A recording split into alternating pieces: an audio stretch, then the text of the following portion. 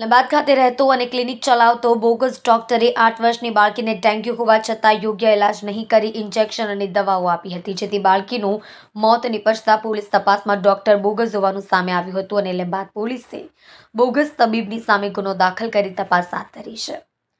લંબાદ ખાતે શ્રીજી નગરમાં રહેતી 23 વર્ષીય અંબિકા રાજકુમાર દેવપલ્લીની 8 વર્ષની દીકરી વેદાંતસિંહને ગત 20 નવેમ્બર 2023ના રોજ તબિયત બગડી હતી. બાળકીને સામાન્ય તાવ અને ખાંસી હતી, જેથી અંબિકાબેન તેની બાળકીને લંબાદ એકતાનગર ખાતે રહેતા અને ઘરમાં જ ક્લિનિક ચલાવતા સમાજના શ્રીનિવાસ ઉર્ફે ડોક્ટર સીનુ લક્ષ્મીનારાયણ ગદ્દી પાસે લઈ ગઈ હતી, જ્યાં ડોક્ટરે બાળકીને ઇન્જેક્શન અને દવા આપી હતી. બીજા દિવસે પણ બાળકીની તબિયતમાં સુધારો થયો ન હતો, જેથી બાળકીના રિપોર્ટ કરાવી ફરીથી ડોક્ટર સીનુને બતાવ્યા હતા. 24 નવેમ્બરે તેની તબિયત વધારે બગડતા નવી સિવિલમાં ખસેડી હતી, જ્યાં તેને મૃત જાહેર કરાઈ હતી. બાળકીનું પોસ્ટમોર્ટમ કરાવતા ડોક્ટર સીનુએ આપેલા ઇન્જેક્શન અને દવાના નમૂનાના પરીક્ષણ અર્થે એફએસએલમાં પરીક્ષણ માટે મોકલ્યા છે. દરમિયાન લંબાદ પોલીસને જાણવા મળ્યું છે કે ડોક્ટર સીનુ કોઈપણ ડિગ્રી વગર પ્રેક્ટિસ કરતા હોવાનું ધ્યાને આવ્યું હતું.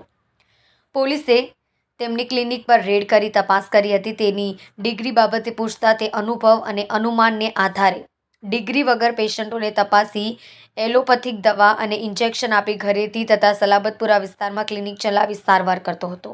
તેની પાસેથી બીપી માપવાનું સાધન, સ્ટેથોસ્કોપ, થર્મોમીટર, નેબ્યુલાઇઝર મશીન સહિતનું સામાન અને અલગ અલગ કંપનીની મેડિસિન મળી આવતા પોલીસે કબજે લીધી હતી. લંબાદ પોલીસે બોગસ તબીબ વિરુદ્ધ ગુનો નોંધી તપાસ હાથ ધરી છે.